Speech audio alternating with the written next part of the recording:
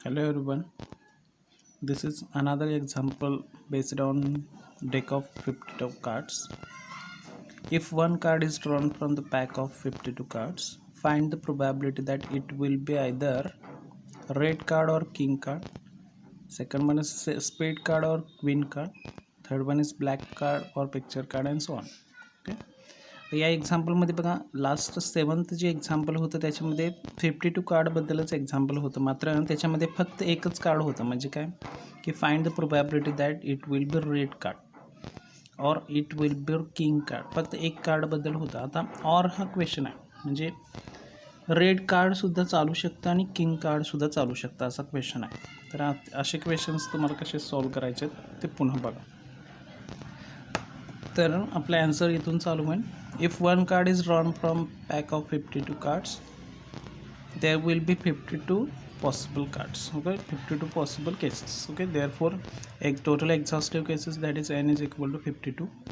Then first answer is favorable cases for red card or king card. आता हे कसं solve करायचं आहे बघा.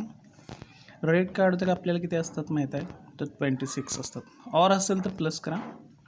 तर ते प्लस का करायचं आहे ह्याच्या पुढच्या रूलमध्ये आहे किंवा नियम म्हणतो आपण त्याला. तर ते प्लस का करायचं मी त्यावेळेला सांगेन तुम्हाला. ॲडिशन लॉबद्दल आहे.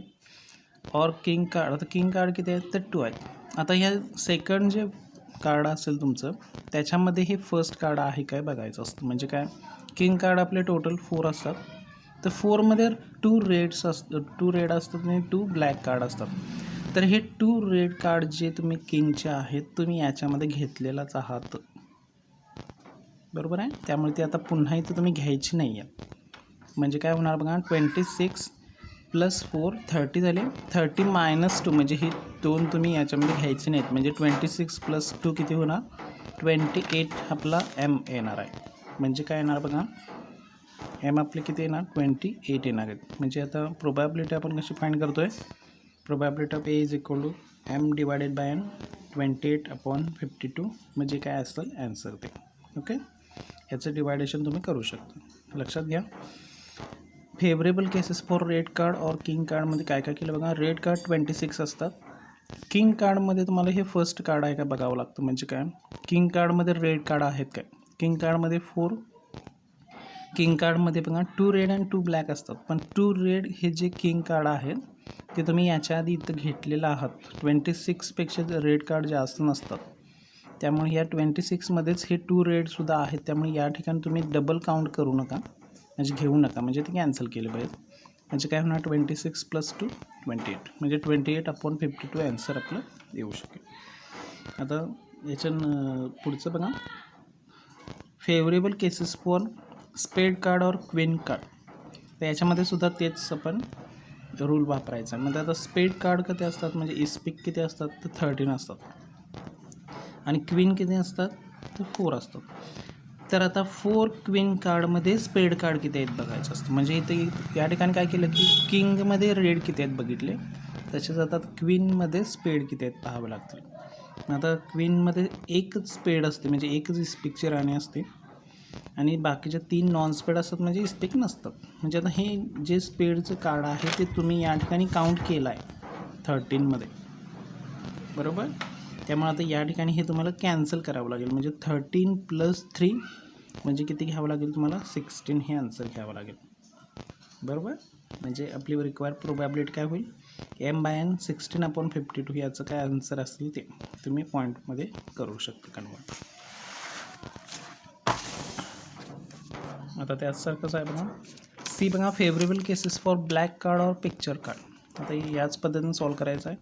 ब्लॅक कार्ड 26 प्लस और असेल तर प्लस करा. पिक्चर कार्ड किती असतात, 12 असतात. हे आपण मागच्या एक्झाम्पलमध्ये पाहिलं की पिक्चर कार्डमध्ये आता हे फर्स्ट कार्ड आहे का बघायचं असतं. म्हणजे पिक्चरमध्ये ब्लॅक किती आहेत, पिक्चर कार्डमध्ये 6 ब्लॅक आणि 6 रेड असतात. म्हणजे जे काय असेल ते सेम असतं, माहिती आहे तुम्हाला. तर हे 6 ब्लॅक कार्ड जे असतात, आता 6 कोणकोणते असतात, हे 2 किंग असतात, 2 क्वीन असतात आणि 2 जॅक असतात. हे माहिती आहे तुम्हाला. हे 6 कार्ड जे आहेत तुमचे, 6 ब्लॅक कार्ड हे तुम्ही याच्यामध्ये घेतलेलं आहात, ते तुम्हाला पुन्हा काउंट करायचे नाही आहेत. त्यामुळं तुम्हाला किती मायनस करावं लागतील तर 6 हे कॅन्सल करावं लागतील. म्हणजे 26 + 6 किती झाले 32. म्हणजे एम आपला 32 येईल. म्हणजे probability of C is equal to m/n 32/52 याचं काय आन्सर असेल ते आपण तुम्ही शोधू शकतो. ओके. आणि लास्ट बघा, favourable cases for red card और ब्लॅक कार्ड. म्हणजे आता फेवरेबल केसेस अशा किती आहेत की जे रेड असू चालतं किंवा ब्लॅक असलं तरी चालतं. म्हणजे आता रेड कार्ड 26, ब्लॅक कार्ड 26. आता याच्यामध्ये काही मायनस होत नाही. कारण का? कारण असं कोणतंही कार्ड नाही की जे रेड आहे आणि ब्लॅकसुद्धा आहे. पण ब्लॅक पिक्चर कार्ड असू शकतात, ब्लॅक पिक्चर कार्ड असू शकतात. तसं रेड ब्लॅक कार्ड असं नसतं. त्यामुळे आपल्याला याच्यामध्ये काही मायनस करायचं नाही आहे. असं काही रूल नाही आहे की त्याच्यामध्ये प्रत्येक वेळेला मायनस केलंच पाहिजे. त्यावेळेला ते लक्षात घ्या. 26 + 26 52 येईल. म्हणजे probability of D m/n 52/52 is equal to 1 येईल. आता याचा आन्सर 1 असेल तर याचा अर्थ काय? There is 100% chance that there will be if one card is drawn from the pack of 52 cards it will be red card or black card. म्हणजे काय तर 100% असा चान्स आहे की ते कार्ड कोणतं असू शकतं, रेड कार्ड असू शकतं किंवा ब्लॅक कार्ड. कारण दुसरा कोणता कलरच नसतो त्याच्यामध्ये. त्यामुळे आपली प्रोबॅबिलिटी 1 आलेली आहे. ओके. आता याच्यामध्ये क्वेश्चन नंबर 9 बघा. What is the probability of getting exactly 5 Sundays in month of November? आता हे वेगळं एक्झाम्पल आहे. याचा अर्थ काय आहे की नोव्हेंबर महिन्यामध्ये 5 संडेज येण्याची प्रोबॅबिलिटी काय असेल. मग आता एखाद्या मंथमध्ये 5 संडेज येतात का, तर हे आपल्याला पहिल्यांदा माहीत पाहिजे. तर येऊ शकतात. 5 शनिवार असतात आपल्याला माहीत आहे. बँकांना सुट्टी असते 4थ्या शनिवारी. 5 शनिवारसुद्धा येऊ शकतात. तर 5 रविवारसुद्धा येऊ शकतात. इथं कोणताही वार देऊ शकतात तुम्हाला डे. तर आता बघा हे कसं सॉल्व करायचं की total number of days in नोव्हेंबरमध्ये किती डेज असतात तर 30 डेज असतात. आता total number of days for 4 Sundays. आता 4 संडेज का घेतले? कारण प्रत्येक मंथमध्ये 4 संडेज हे 100% असतात. पण 5 ही कधीतरी येऊ शकतात.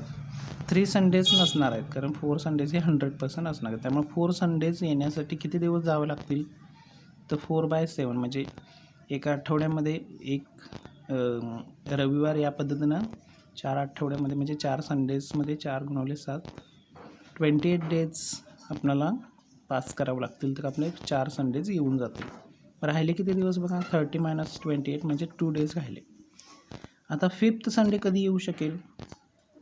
हा 5th संडे जर या 2 दिवसामध्ये संडे असेल तर 5th संडे होऊ शकतो. कारण इथं 4 संडे आपले कंप्लीट झालेत. तर आता याच्या पॉसिबल केसेस काय काय येतात बघा. Possible cases for remaining 2 days.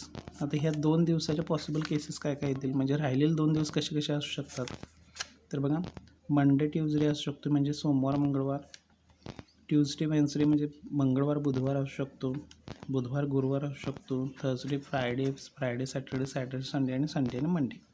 अशा टोटल किती फेवरेबल केसेस पॉसिबल केसेस मिळू शकतात आपल्याला तर 7 पॉसिबल केसेस मिळू शकतात. आता याच्यानंतर तुम्हाला काय फाइंड करायचं आहे की favourable cases for 5th Sunday. तर 5th का घेतो आहे मी इथं कारण इथं 4 झालेत आपल्या लक्षात घ्या. आणि एक्झाम्पलसुद्धा 5th संडेचं विचारले तुम्हाला. तर 5वा रविवार कधी येऊ शकतो याच्या फेवरेबल केसेस काय काय असू शकतील तर राहिलेले हे 2 दिवस कोणते आले पाहिजेत तर सॅटर्डे संडे आले म्हणजे शनिवार रविवार आला तर 5वा झाला. संडे मंडे म्हणजे रविवार सोमवार आला तरीसुद्धा 5वा झाला. म्हणजे फेवरेबल केसेस म्हणजे आपल्याला 2च फक्त पॉसिबल केसेस मिळू शकतात. त्यामुळे एम आपले 2 असणार आहेत. पण मंडे ट्यूजडे असले चालेल काय? पण मंडे ट्यूजडेमध्ये संडे नाही आहे. राहिलेले 2 दिवस जर सोमवार मंगळवार असेल तर इथं 4च होणार आहेत कंप्लीट. पुढचा 5वा होणार नाही आहे. त्यामुळे आपण त्या फेवरेबल केसेसमध्ये घेतलेले नाहीत. फक्त संडे असतील तेच फक्त घेतलेत. Saturday Sunday Sunday Monday. त्यामुळे आपली रिक्वायर्ड प्रोबॅबिलिटी काय होईल बघा. प्रोबॅबिलिटी ऑफ m/n 2/7 म्हणजे 0.28 हे आपलं आन्सर असेल. ओके.